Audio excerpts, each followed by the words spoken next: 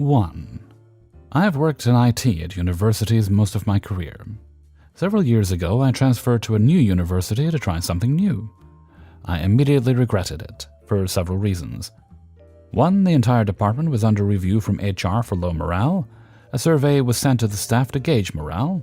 I later learned that the VP had been demoted because of it before I was hired. 2. The new director barely spoke to me when hired and had her door shut for almost 3 straight days. 3. I was asked to consider which of my staff I wanted to replace, fire, to better help with the new software implementation. Later learned they had several lawsuits for wrongful dismissal. 4. I had 2 staff that lived 90 minutes away that frequently asked to work from home during inclement weather. I was told to be strict about this and deny their requests. Of course, if my staff called and texted the director, she would have let them. 5. My director received a promotion, executive director, and a consultant was hired as our new director. She was a consultant with the very company whose software we were implementing. Foreshadowing. Now comes the craziness. The VP brought in a group therapist to meet with all of the managers. We learned about team building and that a good team has a foundation of trust. We had several managerial meetings after this, where our old director and the VP would grill the mid-level managers about trust. We were asked bluntly, "Who doesn't trust us?" Everybody was afraid to speak up. My anxiety was now through the roof. I had to be put on medication just to help me get out the front door to go to work. I couldn't quit because I needed health insurance for my family, pre-Obamacare. Now comes the malicious compliance. Not too malicious. They continued to berate us about how trust was key over several meetings. Who doesn't trust us? I finally raised my hand. You asked, so I'll answer you. I said, I don't trust you. I've been in meetings where you've belittled and made fun of our staff in front of vendors and clients. Who knows what is being said about me when I'm not in the room? You have unrealistic expectations and the lowest morale of any place I've worked. Trust needs to be earned. They were a bit shocked that I had answered them. I was fired within 2 weeks. I was well liked by my colleagues, which meant that whatever trust was still out there crumbled immediately. They replaced me with a consultant from the same software company. He was fired within a month. Trust was now completely abandoned. Within the next year, 75% of my department either quit or retired. Thankfully, I had already started interviewing for positions before being fired. I found one within 2 months and have been there for 10 years. Best job I've ever had. Unfortunately, they're still up to the same shenanigans. Just recently, 10+ years later, the university fired the whole IT division and outsourced them to the same software and consulting company. The whole university is in financial hot water, having to cut 14 academic programs. 2. I work with a large organization, having multiple branches in every state across the country. I am the head of one such branch. My boss, the regional manager, controls about 15 branches in a region cluster. During August this year, I asked my boss for a 5-day leave for September, which he had promptly granted. I then informed HR about it, suggesting him to temporarily arrange for somebody to run my branch for the week. This was required because 1, due to some corporate directives, some of the branches, including mine, could not run without a branch head being physically present in the office. 2, enabling someone from inside the branch to substitute for me wasn't possible due to technicalities. HR assured me that there was plenty of time to arrange for my temporary substitute, so I didn't think much about it. Since, anyway, it was his job to take care of it in case of leaves, my dumbass didn't imagine it would be crucial to get the leave approved formally in writing, because before this, nobody had ever faced something like what I was about to experience. Come to the last working day before I go on my leave, I asked our HR about who would take care of my branch in my absence. He flatly stated that there was no one in the region cluster who could depute to my branch in my stead, as many employees in our region are on leave because of festivities this week. You're telling me this now?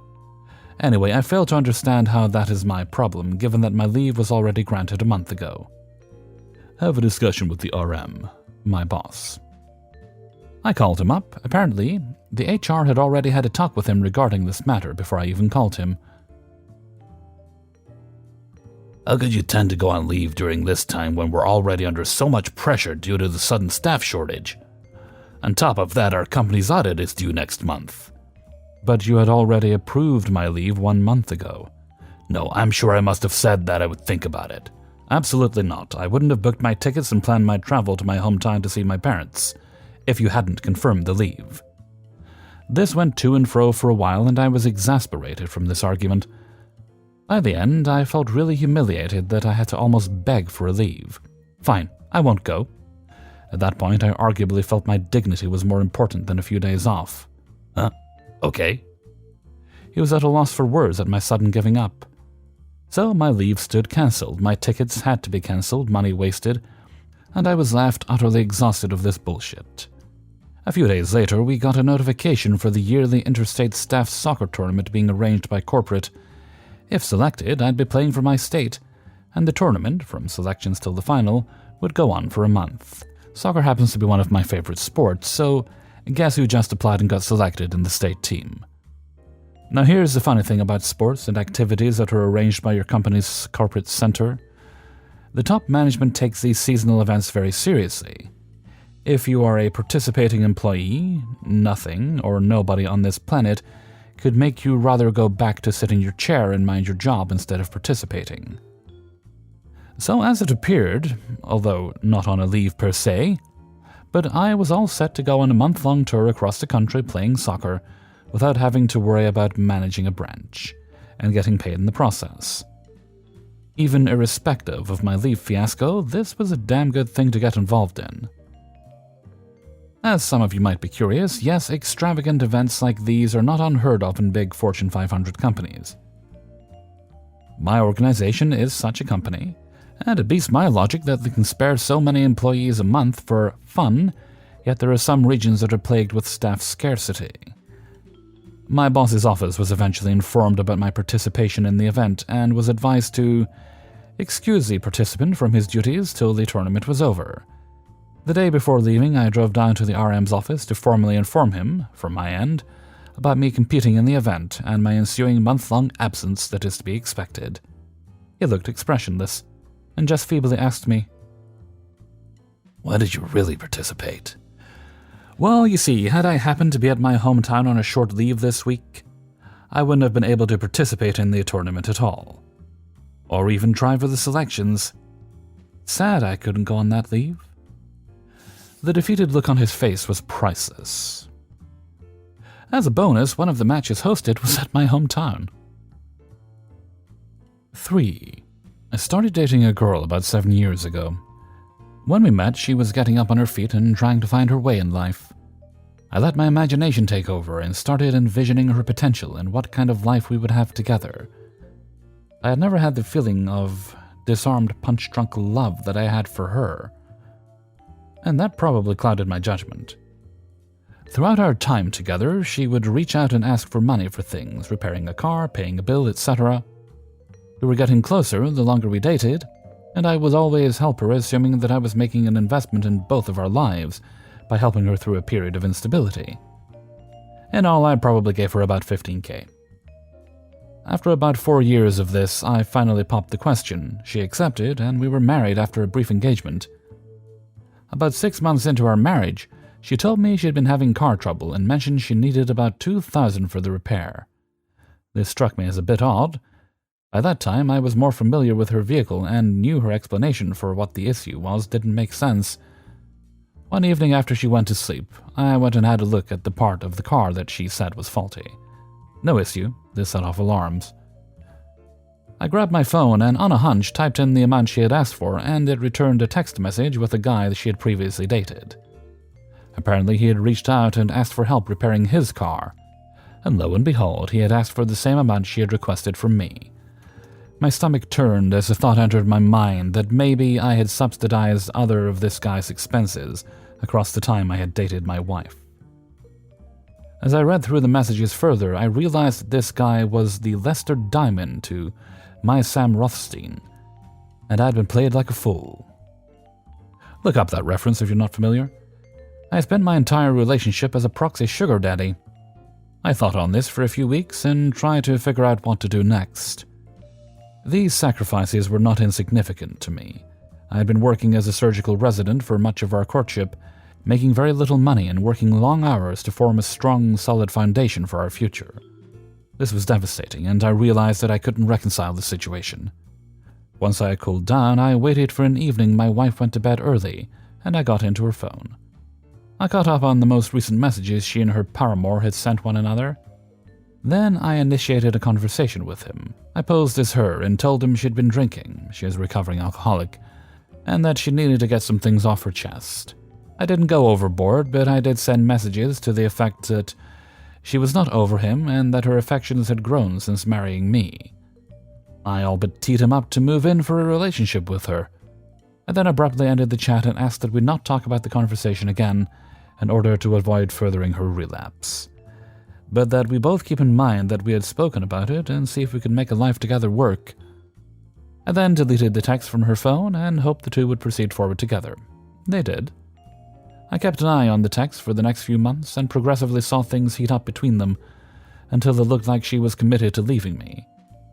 We didn't have many assets together at the time, as I was still finishing a surgical residency, so I knew the divorce would be quick and painless and that we would go our separate ways, and she would start a new life with a guy whose underachievements I had been funding. So I filed for a divorce and had her served papers. I was generous with the $10,000 in assets between us in order to make the split as quick as possible, and went on our ways to begin a new life. And you'd think that is the end of the story, right? Oh no, friend, you see, Mama didn't raise a cuck. In our state, not only are assets separated upon marital severance, but so are debts. And medical school is fucking expensive, really expensive. $250,000 expensive, so the bitch ended up with a parting gift of about $125,000 of my student loans. And guess who she shotgun married 2 months after our divorce? Fortunately for her, she'll only have to pay half that amount, because if history does indeed repeat itself, he'll be paying the other half once their marriage ends as well. It was all I could do not to send them a piggy bank as a wedding gift. Best $15,000 I ever spent. 4. Many years ago, I got a job with a marketing company during phone deregulation. It was the Wild West, and a lot of small, long-distance companies sprang up, all trying to get a piece of the pie. Eventually, they all got bought up by the bigger fish, but at the time they were all paying hired-gun marketing firms very well to score contracts for them to lock people in. I got a job with one of those marketing firms, a new age capitalism company that insisted we all do yoga and breathing exercises while they rang a little bell and gave us affirmations about how many contracts we were going to sell and how much money we'd all make. The job was 100% commission, but I always got good sales, so I looked at the pay scale and noticed that it was exponential, presumably to entice people to work hard with impossible payouts.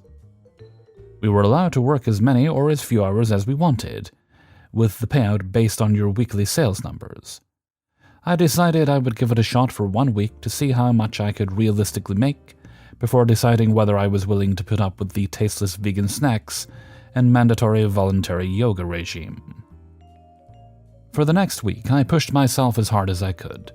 For 7 straight days, I worked 14-plus-hour days every single day, and used every trick and technique I had learned doing sales to score as many contracts as I possibly could. I figured this would tell me a maximum possible income, and could decide on that basis whether to stay. At the end of the week, I had blown everyone else out of the water.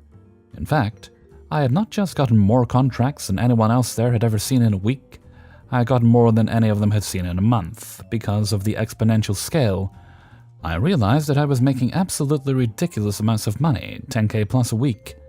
They had never expected anyone could actually hit those kinds of numbers. Coming in the next week expecting a huge payday, I ended up with about 5% of what I expected. They told me there were problems with a lot of my contracts, and that I would be allowed to fix them and submit them a few at a time over the next several weeks. These problems were things like an apostrophe wasn't quite clear, or the dash in someone's phone number was slightly crooked. They were going to screw me. That night I got a phone call from the company's office manager, Frank, who wanted to meet up for a drink. Curious, I agreed. Over beers, Frank told me that the owners of the company were in a panic because I would have bankrupted them.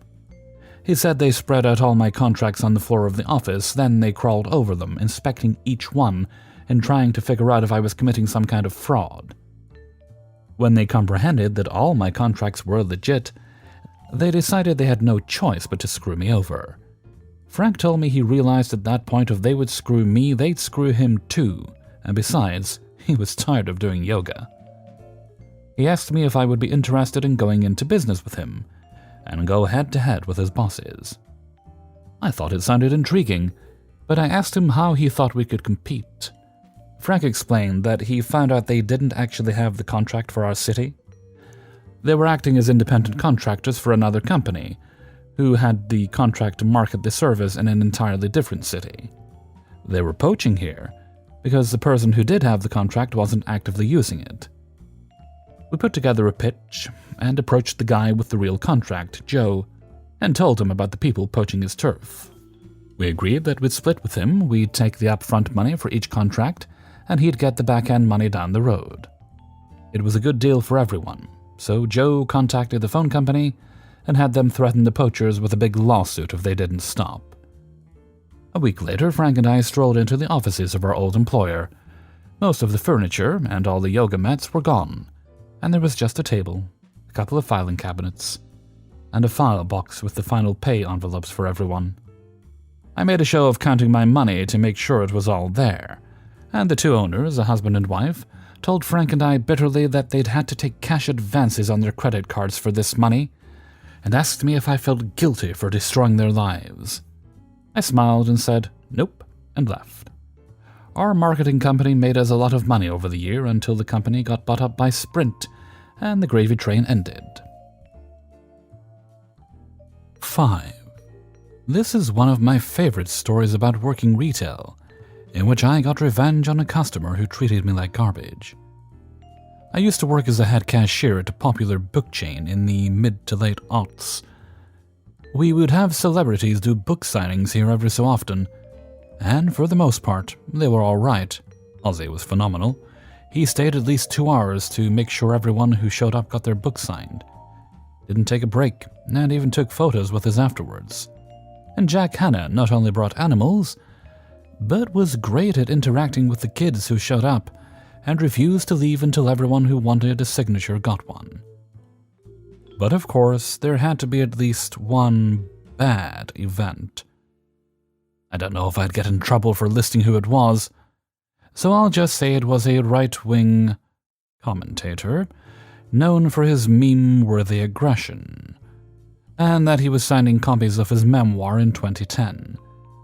I'm going to admit I don't care for his conservative screamathons, but I digress. What I do know is that he has attracted some of the most insane, angry jerkwads I've ever encountered. And for where I lived at the time, that's saying something. The way these events worked is that our PR rep, or whatever she was called, would make these arrangements with the talent's agency and agent. And from there, they would decide how many people would be allowed to get their books signed, how long they could stay, were pictures okay, etc. Usually the only thing talents would sign would be their new book, and it had to be bought with a receipt from our company. Anyone who bought their book from any place other than our company was SOL, which makes sense, but it still caused havoc at every event. There were also wristbands at some signings that allowed for a tighter grip on crowd control. No wristband, no signing, almost no exceptions.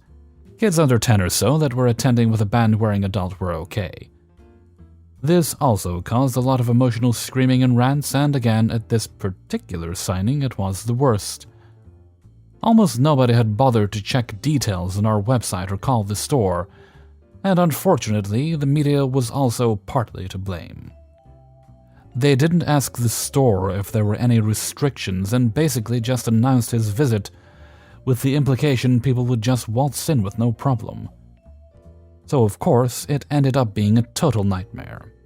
A severely limited amount of wristbands had been handed out that morning on a one-per-customer basis, no matter how many books they bought or how many friends or family members they wanted to attend with them later. A lot of people wanted to get an extra wristband for their spouse or buddy, but unless they were there with them with a book and a receipt of their own, they were out of luck. That's where the argument started and where I met douche nozzle extraordinaire.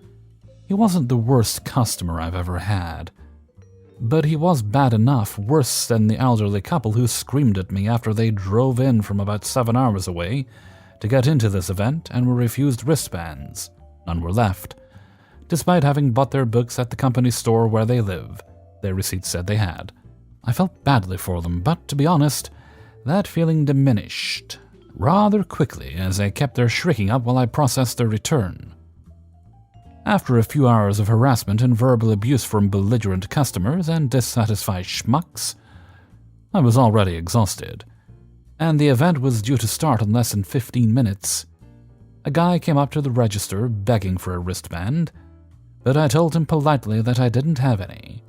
He pushed a little harder, but I let him know I had never had control over it, and that the bands had already been handed out that morning, before I had even come in for my shift. He offered me $300 cash for a wristband. Again, I told him I didn't have one. He countered by offering me $400, but I leveled with him.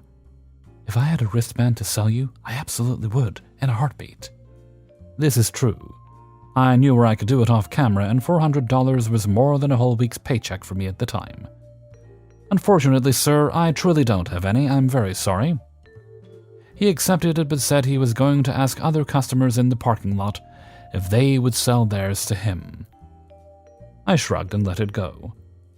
He had been a little annoying, thinking that I had just been holding out on him or something, but not that bad. About 15 minutes later, though, at the start of the signing, is when I got a different sort of customer. The guy stomped up to my register and slammed his books down on the counter, tossing his receipt at me and demanding a refund. I complied wordlessly, but he wasn't in the mood for my patience and proceeded to berate not only me, who had nothing to do with the organization of the event, but the entire store and company itself, who also had very little say in the matter. Believe it or not, about 90% of our book signings were controlled by a celebrity's agent or agency. Heavily. He started shouting about how poorly run the event was, how he was outraged that he couldn't get his wife in with him, since only he had a wristband, and we only gave one per customer, etc. He could have kindly let his wife go instead, but I guess selflessness doesn't occur to people like him. I told him sympathetically that sort of stuff isn't our decision, but the celebrity's agent's, but he didn't want to hear it. After a few idle threats, I'm never gonna shop here again, and I'm gonna tell everybody to stay away from here, and entitled complaints, retail usually has a lot of these types of people, and I got to hear things like, do you know how much money I spend in this store every year? And you're beneath me. Almost daily. He tore off his wristband and threw it across the counter at me. It was a harmless piece of paper, so I wasn't scared of getting hurt. But I was more than just a little pissed that this guy had thrown stuff at me twice already, and I had absolutely zero control over how shitty his day had been. He was taking his frustrations out on me for no reason other than the fact that I was there. And he either didn't understand or didn't care that none of this was my doing. Suddenly, something occurred to me. That little paper wristband he had tossed in my face was worth $400. I had no doubt in my mind that the customer from earlier was still trying to buy a band in the parking lot, and would gladly have shelled out the cash to this guy for his angrily discarded garbage. So I did what any good retail employee faced with an angry customer would do. I smiled and told him to have a nice day. After he stormed out grumbling, I checked his signature on the receipt. Instead of his name, he wrote the visiting celebrity's favorite insult for those who offended him: pinheads. I laughed to myself about the irony of it and stuffed the receipt in the drawer. Unfortunately, I couldn't go outside and sell the wristband, but I hope that first guy still managed to get in somehow. I also hope that he approached an asked nasty customer to sell him his band, and the jerk realized he had basically thrown out $400. It was an affluent area, so maybe the guy was rich and could afford to wipe his butt with $400. but I like to imagine it still makes him sweat because of the principle of it.